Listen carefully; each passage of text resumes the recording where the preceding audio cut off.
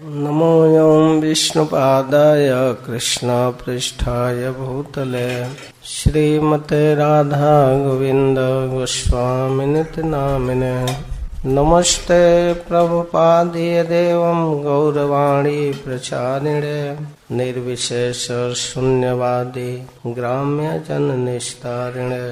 नमोऽयं विष्णुपादाय कृष्ण पृष्ठाय भूतले श्रीमते भक्ति वेदांत स्वामिने नामिने।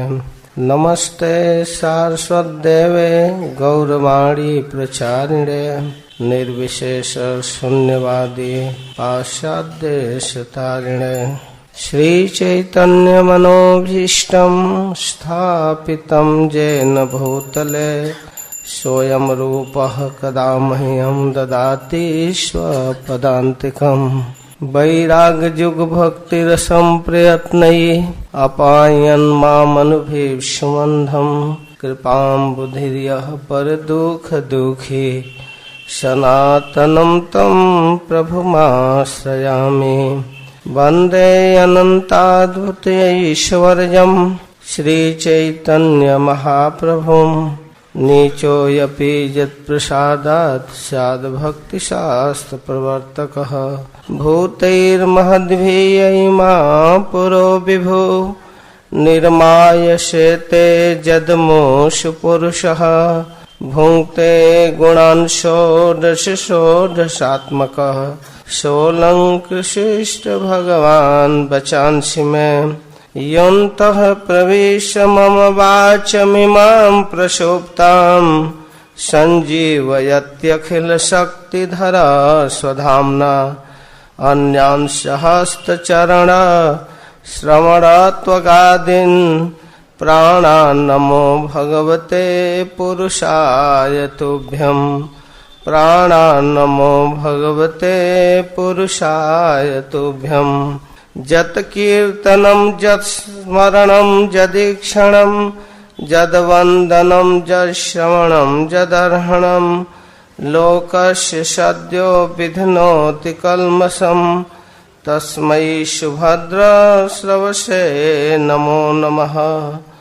नारायणं नमस्कृत्य नरं चैव नरोत्तमम् देवीं सरस्वतीं व्यासं ततो जयमुदीरयेत्। नष्टप्रायेषु भद्रेषु नित्यं भागवत सेवया भगवती उत्तमश्लोके भक्तिर्भवति नैष्ठिकी।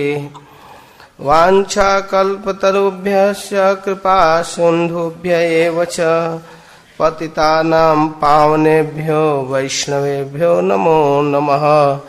श्री कृष्ण चैतन्य प्रभु नित्यानंद श्री अद्वैत गदाधर श्रीवासादि गौर भक्त वृंद। हरे कृष्णा कृष्णा कृष्णा हरे हरे। हरे राम राम राम हरे हरे।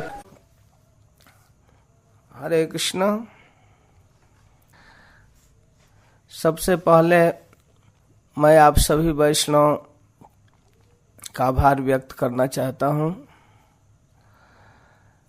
आज हम लोग श्री भगवान के मधुर बाल लीलाओं का श्रवण करने के लिए उपस्थित हैं।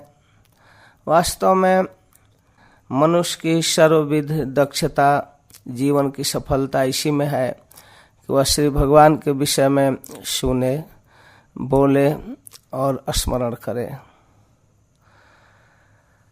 श्री भगवान की कृपा से श्री राधा माधव पंचतत्व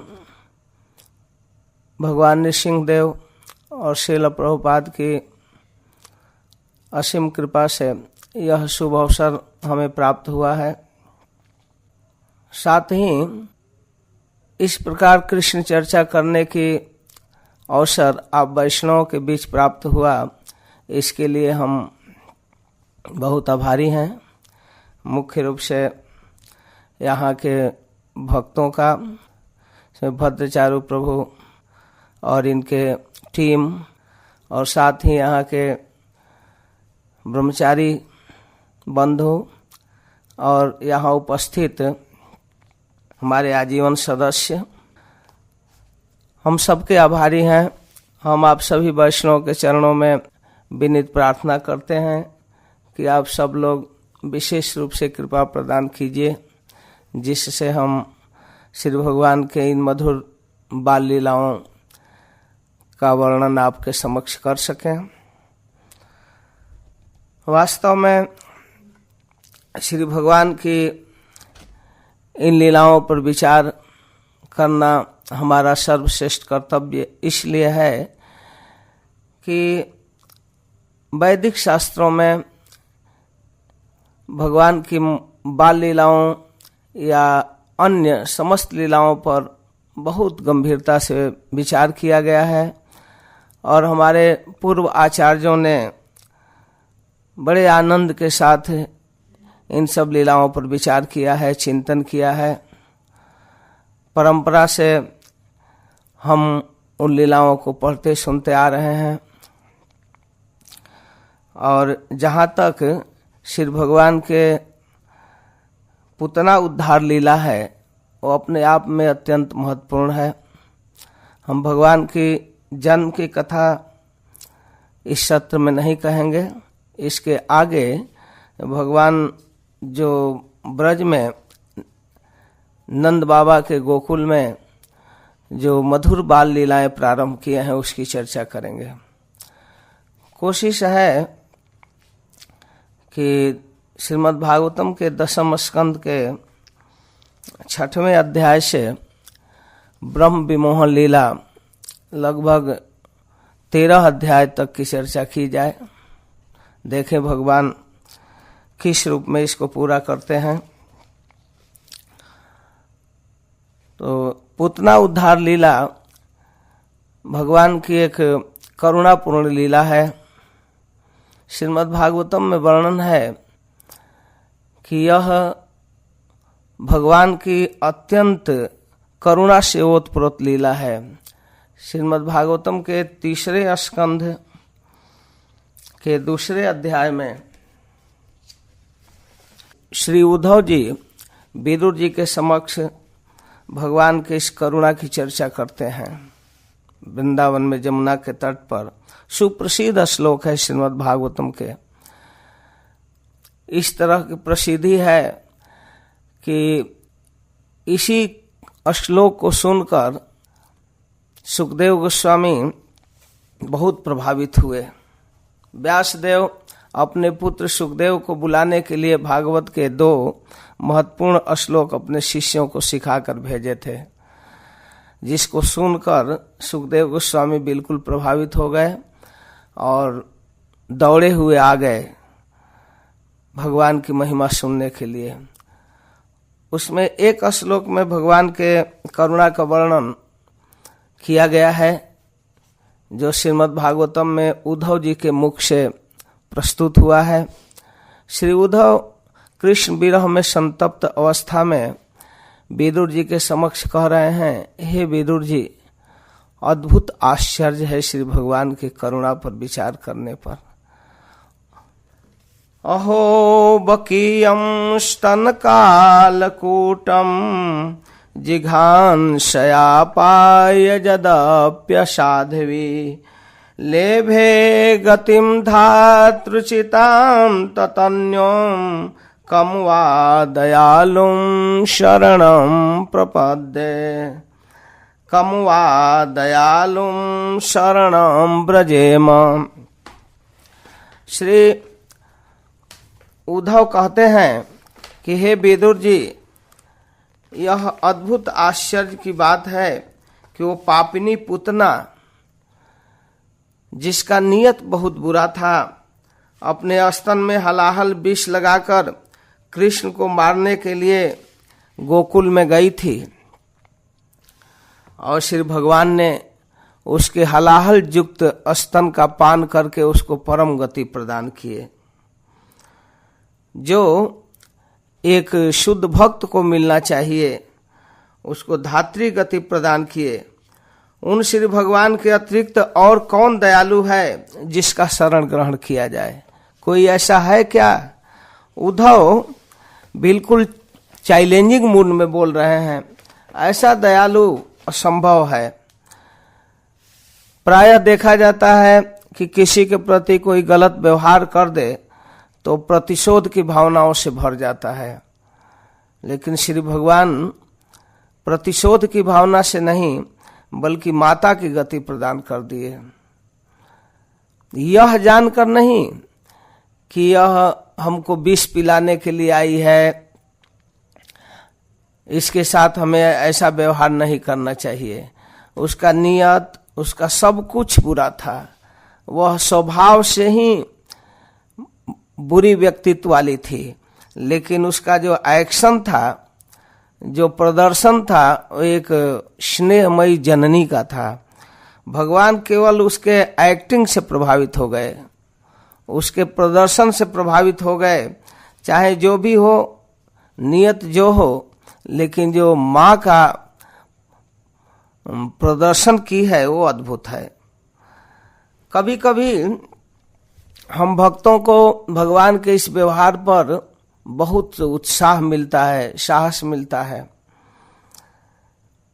एक बार बरसाना में परम विरक्त संत रमेश बाबा कह रहे थे कि कभी कभी विचार होता है कि भगवान ने पूतना के प्रति ऐसा व्यवहार क्यों किया, क्या उसके अंदर विशेषता थी, और इसमें बहुत बड़ा भाव क्या है जिसको उद्धव जैसे महान भक्त कह रहे हैं, जिस पर सुखदेव गोस्वामी विचार किए, प्रभावित हुए, उसमें क्या रहस्य है। तो इस श्लोक की व्याख्या करते हुए बाबा ने बताया कि वास्तव में इसमें भगवान की अपार करुणा है, जहाँ तक हमारी बुद्धि नहीं जा सकती है। अगर व्यक्ति के योग्यता, क्षमता, सामर्थ्य पर विचार करके भगवान अपनाते तो पूतना का नंबर नहीं आता। श्रीमद् भागवतम में कई जगह ऐसी चर्चा है, ऐसा वर्णन है कि भगवान अयोग्य व्यक्ति को भी स्वीकार कर लिए। कई जगह ऐसा वर्णन है। जैसे प्रहलाद महाराज भी कहते हैं कि हमारे जैसे असुर बालक को भगवान स्वीकार किए, किसी को भी कर सकते हैं।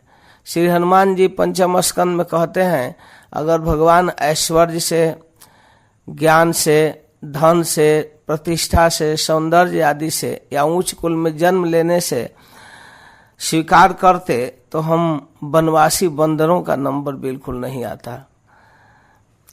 लेकिन श्री भगवान बड़े ही करुणावान हैं, दयालु हैं। वे थोड़े से की गई सेवा को भी स्वीकार कर लेते हैं। चलो वो लोग तो सेवा किए, लेकिन पूतना क्या की थी? पूतना का तो नियत भी सेवा का नहीं था, सेवा का कोई विचार नहीं, कोई भाव नहीं। फिर भी कौन ऐसी विशेषता थी जिसके कारण भगवान स्वीकार कर लिए? तो श्री भगवान केवल उसके प्रदर्शन से, भले वो सेवा की भावना नहीं, लेकिन सेवा करने वाली माँ का जो प्रदर्शन की, ड्रामा की, उसे भगवान प्रसन्न हो गए। तो यह कहते हुए बाबा बतला रहे थे कि इससे हमें साहस मिलता है। चलो हम भावपूर्ण भक्ति तो नहीं कर पाते हैं, अगर भक्ति का स्वांग भी करते हैं तो इसे भी भगवान स्वीकार करते हैं। यह किसी भी छोटे स्तर के भक्तों के लिए भी उत्साहवर्धक बात है कि भगवान यदि स्वांग को स्वीकार करते हैं तो हमारे स्वांग को भी जरूर स्वीकार करेंगे, निश्चित रूप से। तो हम लोग प्रारंभ करते हैं श्रीमद् भागवतम के 10वें स्कंद के 6वां अध्याय, जिसमें पूतना उद्धार लीला है। इसके पहले मैं भूमिका के तौर पर आपको बता देना चाहता हूं कि जब वसुदेव जी नंद भवन से कन्या को लेकर गए थे और 8वां संतान के रूप में कंस को उसी कन्या को प्रस्तुत किए जो यशोदा के गर्भ से जन्मी थी, जो जोग माया थी। ये सब कथाएं आप जानते हैं। और जब कंस अपने हाथ में लिया और देखा कि यह बालक नहीं बालिका है तो उसे आश्चर्य तो जरूर हुआ, लेकिन विष्णु की माया पर विचार करके कि वह स्त्री भी हो सकता है, लेकिन छोड़ूंगा नहीं, इस नियत से वह उठा करके पत्थर पर पटक कर उसको मारना चाहा, लेकिन वह उसके हाथ से निकली और आकाश में उड़ गई। और आकाश में उड़ करके भविष्यवाणी की, अनाउंस की कि अरे मूर्ख कंस, मुझे मारने के फेरे में क्या पड़े हो, तुमको मारने वाला जन्म ले चुका है। तो कंस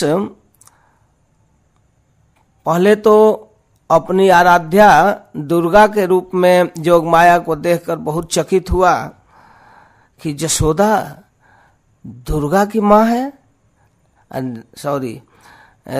देवकी दुर्गा की माँ है, दुर्गा को जन्म देने वाली है। इन भावनाओं से भरकर कंस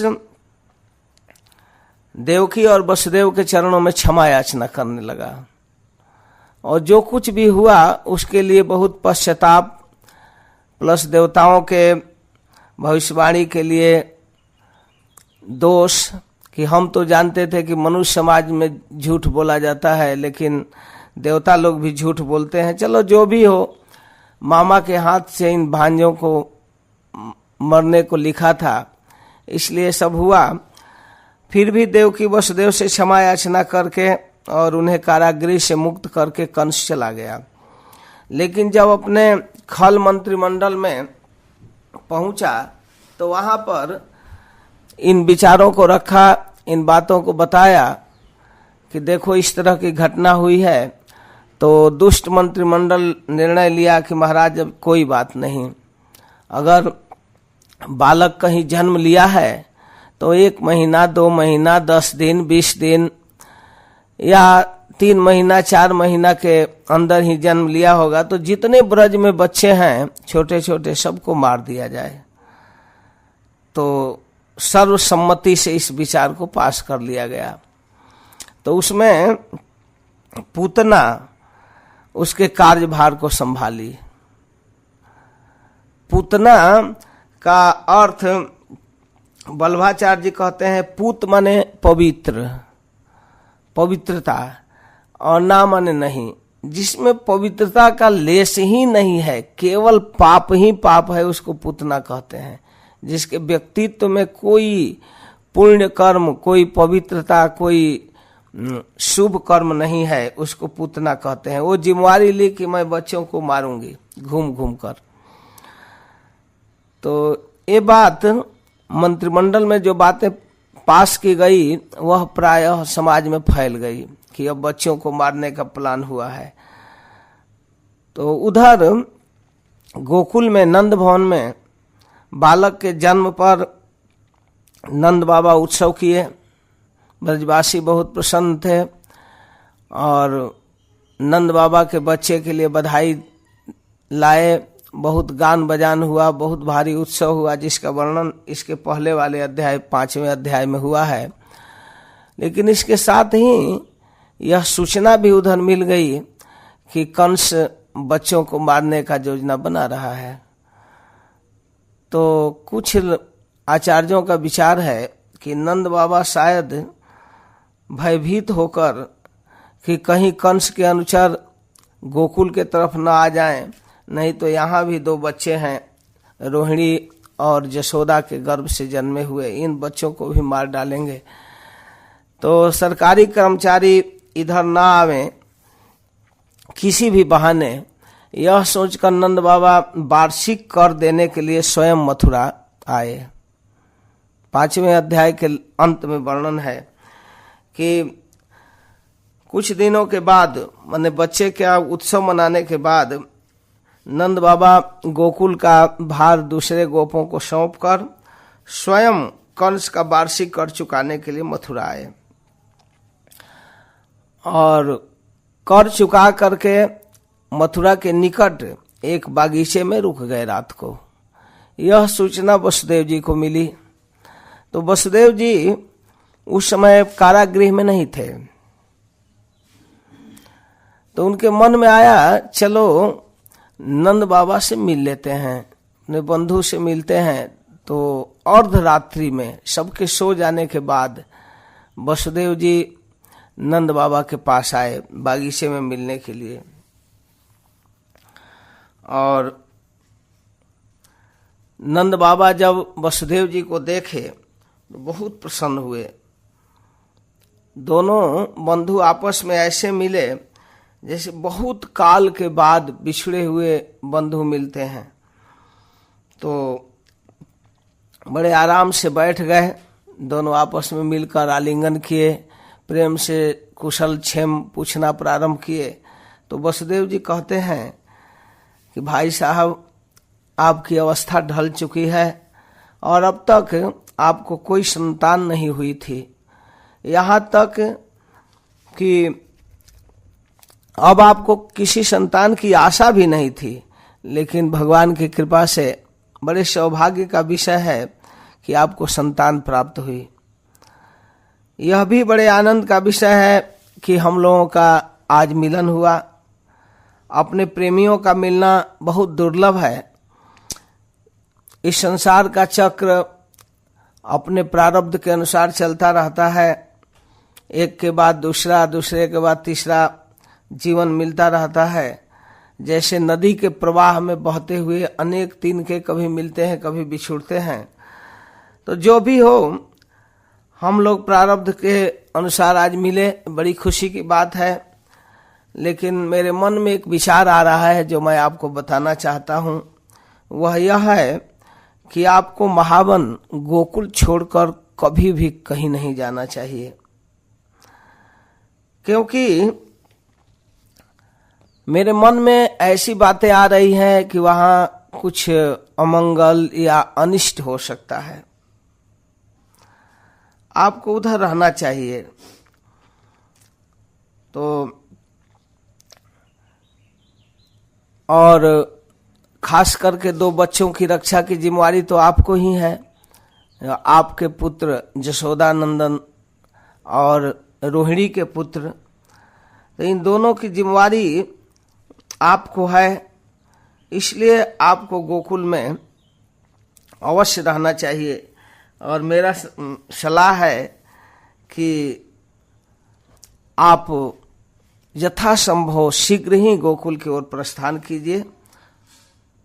मतलब भोर में चले जाइए, यहाँ ज्यादा समय मत दीजिए। यह आपको यहाँ ठहरना उचित नहीं है, क्योंकि आजकल गोकुल में बड़े बड़े उत्पात हो रहे हैं या होंगे। वसुदेव जी ऐसे वर्णन कर रहे थे मानो भविष्य को अपने आंखों से देख रहे हों। तो नंद बाबा वसुदेव के बातों पर बहुत विचार किए और कहे ठीक है, अब सुबह होने से पहले भोर में ही गोकुल की ओर प्रस्थान करेंगे। आपस में दोनों बंधु इन बातों पर विचार करके एक दूसरे से मिलकर कुशल क्षेम पूछकर और वसुदेव जी अपने निवास, अपने घर की ओर चले गए। और इधर नंद बाबा तड़के उठकर भोर में ही अपने छकड़ों पर सवार होकर, जो बैलगाड़ी लेकर आए थे, उस पर सवार होकर गोकुल की ओर प्रस्थान किए। यह है 5वें अध्याय के अंतिम प्रसंग की कथा।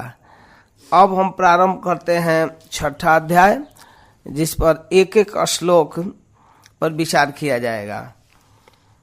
श्री शुक उवाच नंदः पथि बच शौरे न मृषेति विचिन्तयन् हरिं जगाम शरणम् उत्पातागम संकितः। श्रील सुखदेव गोस्वामी कहते हैं कि हे महाराज परीक्षित, नंद बाबा जब मथुरा से चले तब रास्ते में विचार करने लगे कि वसुदेव जी का कथन झूठा नहीं हो सकता। इससे उनके मन में उत्पात होने की आशंका हो गई। तब उन्होंने मन ही मन भगवान का शरण लिया, वे ही रक्षा करेंगे, ऐसा निश्चय किया। इस श्लोक में वसुदेव और नंद बाबा दोनों के महान व्यक्तित्व का दिग्दर्शन हुआ है। नंद बाबा सोच रहे हैं कि वसुदेव जी कभी झूठ नहीं बोल सकते। शौर्य न मिशेति, शौरी सूर्यवंश में उत्पन्न वसुदेव कभी झूठ नहीं बोल सकते। यह बहुत बड़ी बात है। वसुदेव जी सुप्रसिद्ध सत्यवादी थे। यही कारण था कि विवाह के समय जब आकाशवाणी सुनकर कंस विचलित हो गया और देवकी का चोटी पकड़ लिया, हाथ में तलवार उठा लिया, सिर काटने के मूड में हो गया, तो उस समय वसुदेव जी विविध प्रकार के बात समझाने की कोशिश किए, लेकिन कंस नहीं समझा, बिल्कुल नहीं समझा। लेकिन ज्यों ही वसुदेव जी यह कहे कि आपको देवकी से तो कोई भय नहीं है, भय तो इसके पुत्र से है, पुत्रों से है, तो कंस कहा हाँ, तो आप चिंता न करें, मैं पुत्रों को आपके हवाले कर दूंगा, लौटा दूंगा। बस इतना ही कहना था कि कंस देवकी का चोटी छोड़ दिया, तलवार निकाला हुआ तलवार भी म्यान में रख लिया। इस पर विचार किया जा सकता है कि कंस जैसा क्रूर हृदय, दुष्ट स्वभाव वाला व्यक्ति भी वसुदेव जी पर विश्वास करता है। कितना बड़ा व्यक्तित्व है। वास्तव में व्यक्ति ध्यान नहीं देता है, व्यवहारिक जीवन में छोटी छोटी बातों के लिए झूठ बोलते चलते हैं, लेकिन सत्य बहुत बड़ा धर्म है, बहुत बड़ा व्यक्तित्व है। वास्तव में भगवान सत्य के वशभूत होते हैं, भगवान सत्य स्वरूप हैं, उनको सत्य बहुत पसंद है, प्रिय है। तो नंद बाबा सोच रहे हैं कि वसुदेव तो मजाक में भी झूठ नहीं बोलते, फिर एकांत में मुझको इस तरह की सलाह दे रहे हैं, उनके मन में इस तरह के विचार आ रहे हैं कि गोकुल में उत्पात हो रहा है, उत्पात हो सकता है, तो ये मृषा नहीं हो सकता, झूठा नहीं हो सकता। अच्छा, एक बात और, नंद बाबा का व्यक्तित्व किस रूप में प्रकट हुआ है कि जब उत्पात हो सकता है, कोई अनिष्ट हो सकता है, और वो अनिष्ट अज्ञात है, और किस रूप में होगा इसको हम जब नहीं जानते हैं, तो उस समय अपने बल बुत्ते और पुरुषार्थ पर भरोसा न करके श्री भगवान का शरण लेना चाहिए।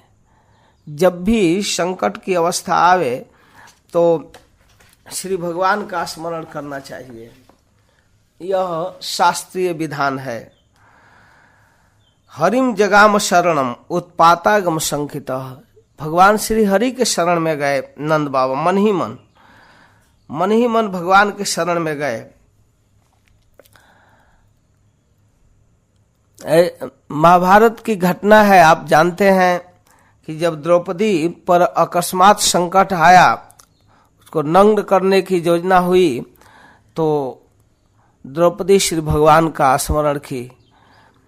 इस तरह की बात प्रसिद्ध है कि एक बार वशिष्ठ जी पंचाल नरेश के पास गए थे, द्रुपद महाराज के पास। उस समय द्रौपदी बालिका थी, उसके सेवा वृत्ति को देखकर वशिष्ठ जी जो त्रिकालदर्शी ब्रह्मर्षि थे, जान गए कि इसके जीवन में बहुत भारी भारी संकट आ सकता है। तो उन्होंने सलाह दिया कि बेटी, संकट के समय भगवान का स्मरण अवश्य कर लेना चाहिए। भगवान का स्मरण करने से महान विपत्तियां भी टल जाती हैं। भागवत में भी ऐसा वर्णन है, हरि स्मृति ही सर्व विपदम विमोक्षणम, विपदा विमोक्षणम। भगवान का स्मरण करने से विपत्तियां टल जाती हैं। तो यह सोचकर नंद बाबा श्री भगवान का शरण लिए, मन ही मन चल रहे हैं गोकुल की ओर, मन ही मन भगवान का स्मरण कर रहे हैं, श्री भगवान इन विपत्तियों से बचाएंगे। अच्छा, अब पूतना किस रूप में गोकुल में पहुंच रही है, इसका वर्णन करते हैं सुखदेव गोस्वामी आगे के श्लोकों में। कंसेन प्रहिता घोराम पुतना बालघातिनी शिशुम चचार निघ्नन्ति पुरा ग्राम ब्रजादिषु। तो पुतना नाम की एक बड़ी क्रूर राक्षसी थी। उसका एक ही काम था, बच्चों को मारना। कंस की प्रेरणा से वह नगर गांव और मुख्य रूप से गोपों की बस्तियों में बच्चों को मारने के लिए घुमा करती थी। वो योजनाबद्ध घुमा करती थी। वो बच्चों को मारती थी, उनका रुधिर खून पीती थी, यही उसका काम था। आगे वर्णन है कि वो खून पीने वाली, मांस खाने वाली थी। तो बच्चों को मारने के लिए गांव गांव में घूमती थी, यह उसका काम था। कंस भेज दिया। जब उसके मंत्रिमंडल में बात पास हो गई कि बच्चों को मारना है, तो इसकी अध्यक्षता पुतना की और मारने के लिए घूमने लगी। तो इस बात को सुनकर बोले तो नहीं, लेकिन उनके मुखमंडल के भाव से सुखदेव गोस्वामी समझ गए कि महाराज परीक्षित बड़े सशंकित हो गए कि क्या पुतना सचमुच गोकुल में भी पहुंच गई। और कृष्ण बलराम जो नंद बाबा के भवन में दो बच्चे जसोदा लाल और रोहिणी लाल हैं, उनके ऊपर भी वो आक्रमण की, क्या हुआ। एक सशंकित मुद्रा में ज्यों ही महाराज परीक्षित हुए त्यों ही सुखदेव गोस्वामी समझ गए। तो एक सिद्धांत बोलते हैं, न जत्र श्रवणादीनि रत्नो ज्ञानी स्वकर्मसु कुर्वन्ति सात्वतां भर्तु जातु धानांश तत्र ही। हे महाराज, जहां के लोग अपने प्रतिदिन के काम धंधों में राक्षसों के भय को दूर भगाने वाले भक्त वत्सल भगवान के नाम, गुण और लीलाओं का श्रवण कीर्तन और स्मरण नहीं करते, वहीं ऐसी राक्षसियों का बल चल सकता है। जहां पर भगवान के पवित्र नाम का कीर्तन होता है, भगवान के पवित्र गुणों की चर्चाएं होती हैं, वहां ये सब भूत प्रेत पिशाच पूतना आदि का प्रभाव नहीं होता। और जहां स्वयं भगवान है उपस्थित, वहां पूतना का क्या बस चलेगा। ऐसी बात नहीं है। वह पूतना भले गोकुल में आई, लेकिन श्री भगवान का कुछ नहीं बिगड़ा, बल्कि उनके लीला में चार चांद लगा दी। श्री भगवान अपने उस मासूम अवस्था में पूतना का उद्धार करके हम भक्तों को श्रवण कीर्तन का एक विषय प्रस्तुत कर दिए। तो इस प्रकार पूतना वहां पहुंची, लेकिन कुछ हुआ नहीं, क्योंकि ऐसे लोगों का बल वहीं चलता है जहां तमोगुण वृत्ति हो, जहां तरह तरह के भोग जनित भावनाएं हो, वहीं पर भूत प्रेत पिशाच का बल चलता है। जहां के लोग भगवान के नाम लेते हैं, भगवान का कीर्तन करते हैं, भक्ति करते हैं, भजन करते हैं, वहां पर इस तरह के उत्पात नहीं होते। हरे कृष्णा कृष्णा कृष्णा हरे हरे, हरे राम राम राम हरे हरे। तो फिर क्या आगे हुआ कि वह पूतना गोकुल में आई, इसका आगे वर्णन करते हैं। साखे चर्येक दोत्पेत्य पूतनानंद गोकुलम जोषित्वा मायात्मानं प्राविशद कामचारिणी। वह पूतना आकाश मार्ग से चल सकती थी, खेचरी थी। खे माने आकाश, आकाश में चलने वाली थी और अपनी इच्छा के अनुसार रूप बना लेती थी। प्रायः वैदिक शास्त्रों में देखा जाता है कि जो तमोगुण वृत्ति वाले हैं, दुष्ट प्रवृत्ति वाले हैं, वे लोग बहुत सिद्धि प्राप्त किए होते हैं, तरह तरह के बल, तरह तरह की क्षमता उनके पास होती है। वो जैसा चाहे वैसा रूप धारण कर लें, जैसा चाहे वैसा बल प्रदर्शन कर लें। बड़े कठोर होते हैं। तपस्या करना, सिद्धि प्राप्त करना, ये बहुत कठोर काम है। ऐसे राक्षस प्रवृत्ति के लोग ये सब कर लेते हैं। कंस, हिरण्यकश्यप इत्यादि की कथा हम सुनते हैं। कितना घोर तपस्या करके भगवान शिव को प्रसन्न किया रावण, भगवान ब्रह्मा को प्रसन्न किया हिरण्यकश्यप। उसी प्रकार पूतना सिद्धि प्राप्त की थी। वह आकाश के मार्ग से बिना वायुयान के स्वयं उड़ती थी और जब जैसा इच्छा हो वैसा रूप धारण कर लेती थी। कहते हैं कि वह नंद गोकुल में आई तो आकाश मार्ग से चल रही थी और गोकुल के पास आने पर वह अपनी माया से एक सुंदरी ज्योति का रूप बना लिया, बहुत सुंदर, लक्ष्मी की समान। जो शित्वा मायात्मानम प्राविशद कामचारिणी, वे प्रवेश करने से पहले अपनी इच्छा के अनुसार बहुत सुंदर रूप बनाया। उसके रूप का वर्णन करते हैं सुखदेव गोस्वामी। अद्भुत रूप बनाई, एकदम लक्ष्मी की तरह।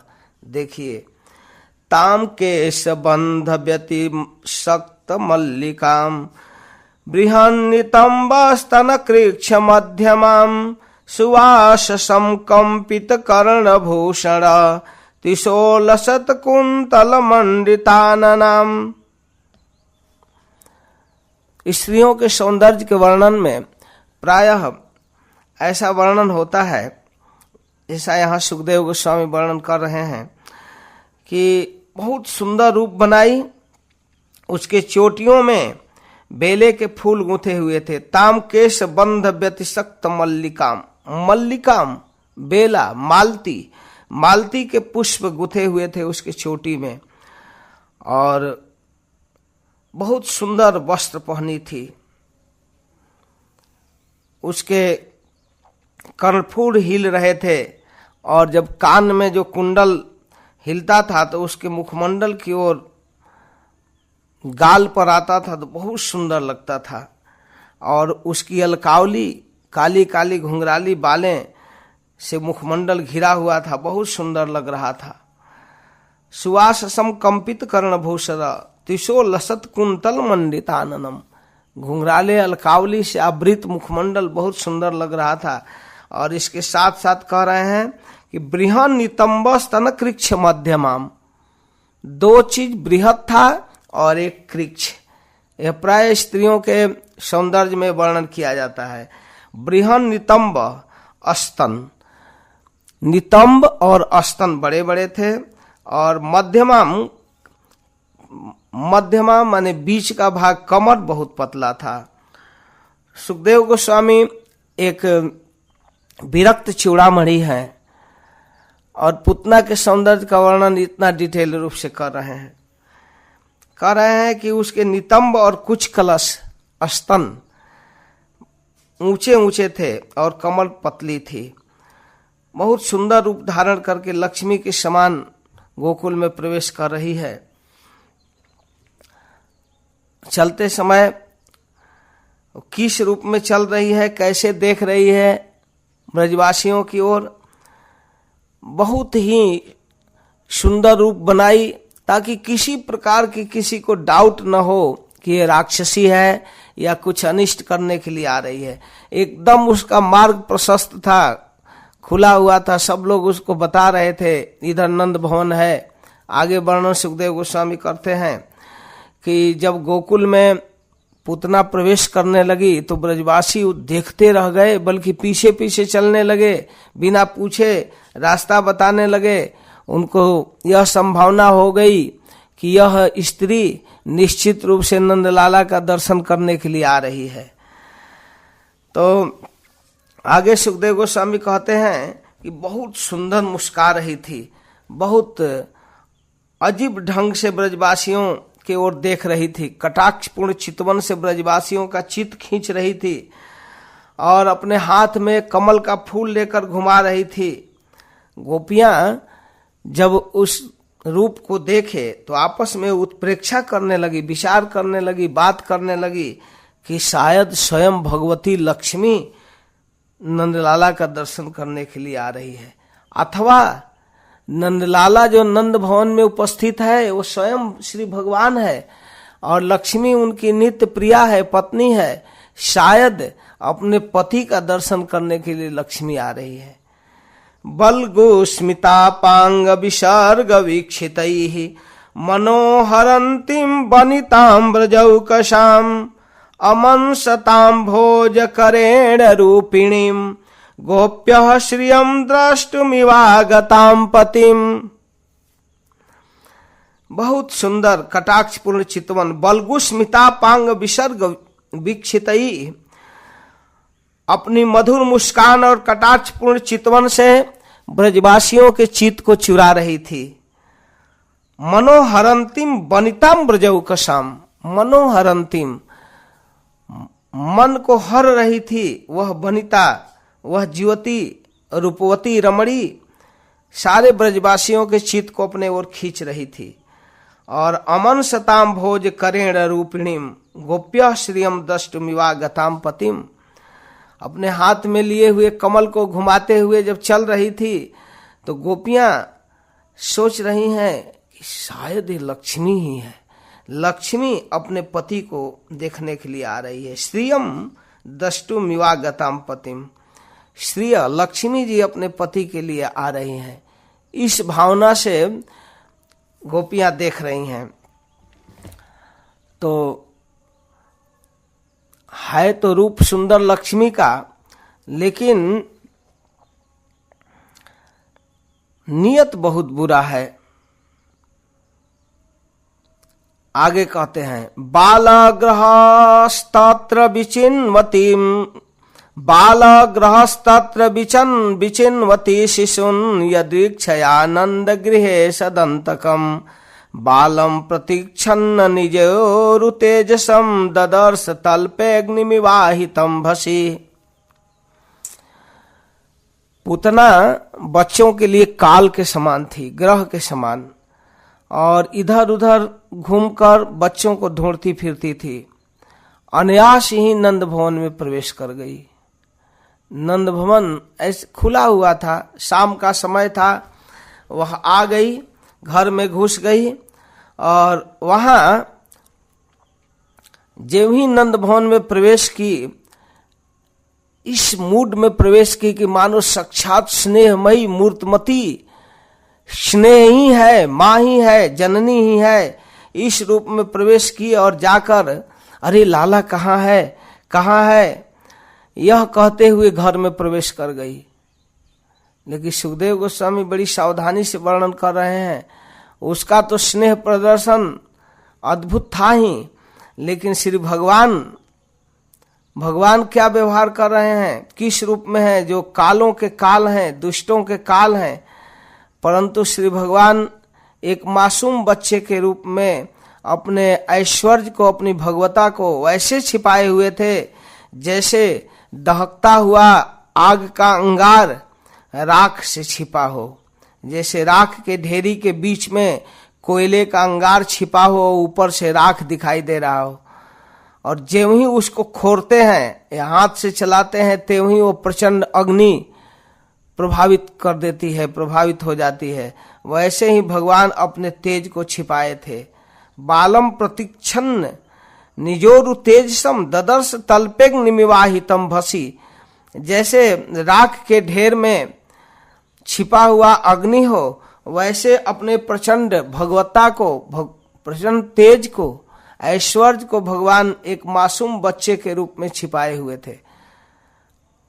भगवान के विषय में ऐसा वर्णन कर रहे हैं कि वह सर्वसमर्थ ईश्वर है, अपने तेज को छिपाए हुए बच्चे के रूप में है, और उधर जो सुंदर लक्ष्मी के रूप में प्रदर्शन करने वाली पूतना की नियत बहुत बुरा है, लेकिन माँ का स्नेहमयी जननी का प्रदर्शन कर रही है। तो ज्यों ही पूतना गोकुल में आई, नंद भवन में प्रवेश की और नंदलाला को अपने गोद में उठाने की कोशिश की, तो उसका वर्णन कैसे कर रहे हैं, जैसे विबुध्यतां बालक मारिकाग्रहम् चराचरात्मा सन्निमीलिते क्षणः अनन्तमारोप्यदङ्कमन्तकम् यथोरगम्बु सुप्तमबुद्धिरज्जुधिः विबुध्यतां बालकमारिकाग्रहम् चराचरात्मा सन्निमीलिते क्षणः अनन्तमारोप्यदङ्कमन्तकम् यथोरगं सुप्तमबुद्धिरज्जुधिः। श्री भगवान चर अचर सभी प्राणियों के आत्मा हैं, इसलिए उन्होंने उसी क्षण जान लिया कि यह बच्चों को मारने वाली पुतना है, बच्चों के काल रूप ग्रह है। उसके आने से पहले ही श्री भगवान आंख बंद कर लिए, निमीलिते क्षण, आंख बंद कर लिए। जैसे कोई पुरुष भ्रमवश सोए हुए सांप को रस्सी समझकर उठा ले, वैसे अपने काल रूप श्री भगवान को पुतना अपनी गोद में उठा ली। बहुत सुंदर उदाहरण है। तो इस श्लोक में दो बातें हैं। श्री भगवान आंख बंद कर लिए पुतना के आने से पहले, और पुतना अपने काल को वैसे उठा ली जैसे कोई रस्सी खोज रहा हो और कुंडली मारे हुए सर्प को रस्सी समझकर हाथ में उठा ले। अपने काल को हाथ में उठा ली। तो समझ रही थी कि बड़ा मासूम बच्चा है, बस स्तन पकड़ाऊंगी, ज्यों ही टच करेगा अपने मुंह से स्तन को त्यों ही मर जाएगा, क्योंकि स्तन में हलाहल विष लगा कर आई थी। लेकिन उसके आने से पहले भगवान नेत्र बंद कर लिए, अपना आंख बंद कर लिए। इस पर पुतना को देखकर भगवान अपना नेत्र बंद कर लिए। इस पर भक्त कवियों और टीकाकारों ने अनेक प्रकार की उत्प्रेक्षाएं की हैं। बहुत सारे विचार हैं आचार्यों का। वल्लभाचार्य जी सुबोधनी में कहते हैं कि पुतना अविद्या है। भगवान ने सोचा कि मेरी दृष्टि के सामने अविद्या नहीं टिक सकती है, तो फिर लीला कैसे होगी? आगे कुछ करना है, लीला करना है। अगर मैं इसी तरह आंख खोलकर देख लूंगा तो पुतना की ये अविद्या, यह माया नहीं चल पाएगी। जो सुंदरी रूप धारण करके आई है वो तो तुरंत प्रकट हो जाएगा, उसका असलियत और राक्षसी का रूप प्रकट हो जाएगा, इसलिए लीला नहीं संपन्न हो पाएगी। तो भगवान सोचे कि चलो आंख बंद कर लेते हैं। उसके आने का आहट भगवान को पता चल गया। सर्व अंतर्यामी प्रभु भले बच्चे के रूप में है, लेकिन है तो ईश्वर। जान गए, इसलिए आंख बंद कर लिए कि आगे लीला संपन्न होना चाहिए। चैतन्य चरित्र में वर्णन है बंगला में कि कृष्ण सूर्य सम माया है अंधकार, जहां कृष्ण तहां नहीं मायार अधिकार।